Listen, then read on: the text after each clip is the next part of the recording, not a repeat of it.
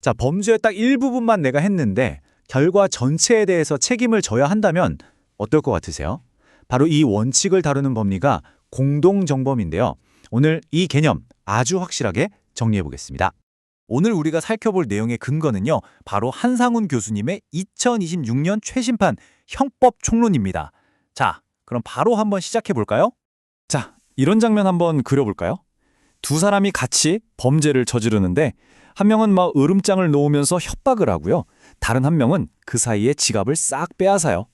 과연 법은 이 두 사람의 책임을 어떻게 볼까요? 결론부터 말하면 네, 둘 다 똑같이 강도죄의 책임을 지게 됩니다. 왜냐하면 바로 우리 헌법 제30조에서 정하고 있는 공동정범이라는 원리 때문입니다.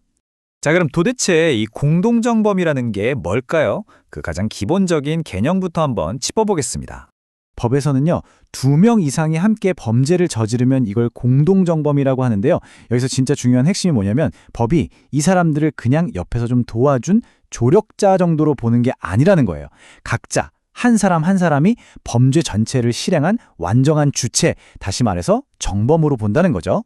그리고 바로 이 지점에서 공동정범의 가장 핵심적인 원칙이 나옵니다. 바로 일부 실행 전부 책임의 원칙인데요.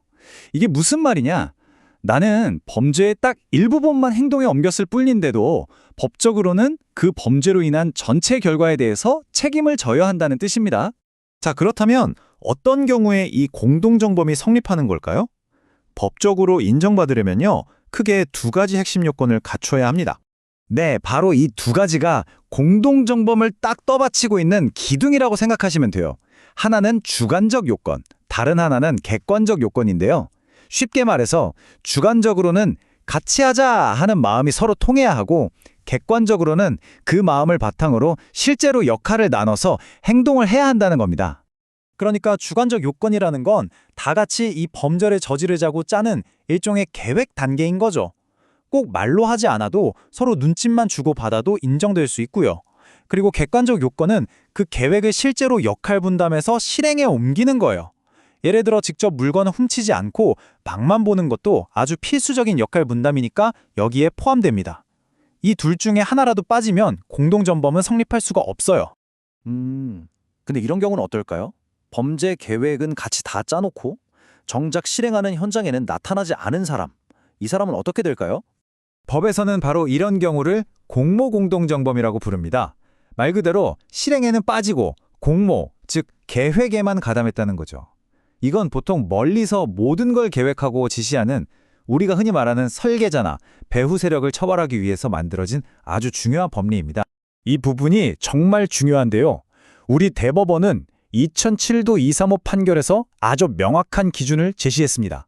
그냥 단순히 범죄를 같이 계획했냐, 이걸 넘어서서요, 그 범죄가 성공하는데 본질적인 기여를 했고 그걸 통해서 범죄 전체를 기능적으로 지배했는지를 따져봐야 한다는 겁니다.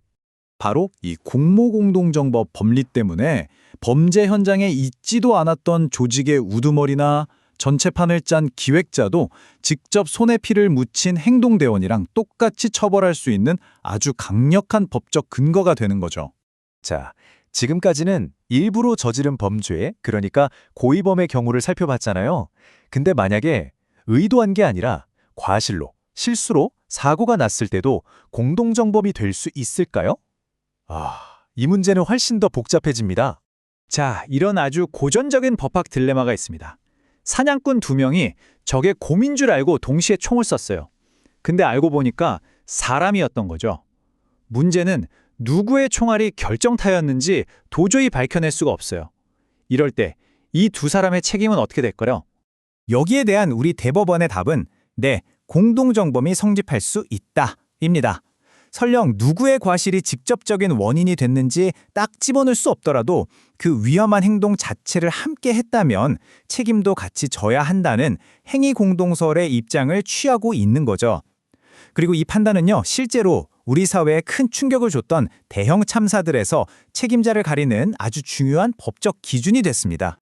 이게 그냥 교과서에만 있는 이론이 아니고요. 대표적으로 97도 1749 판결로 잘 알려진 성수대교 붕괴 사고, 그리고 2017도 13628 판결이 있었던 가습기 살균제 사건 같은 정말 잊을 수 없는 국가적인 비극에서 책임 소주를 따지는데 이 법리가 핵심적인 역할을 했습니다. 그리고 법은 이렇게 멈춰있지 않고 계속 발전합니다.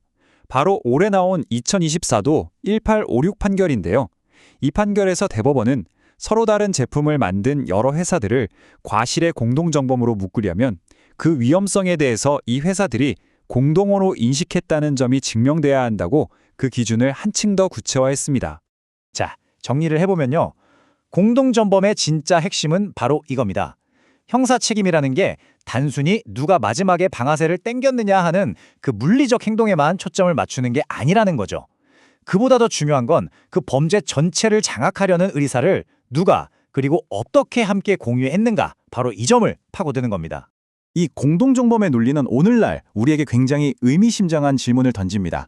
모든 것이 서로 연결되고 한 사람의 행동이 다른 사람에게 미치는 영향이 점점 더 커지는 이 복잡한 현대 사회에서 과연 한 개인의 책임은 어디까지이고 또 다른 사람의 책임은 어디서부터 시작되는 걸까요? 우리는 그 책임의 경계선을 어떻게 긋는 것이 과연 공정한 것일까요? 감사합니다. 수고하셨습니다.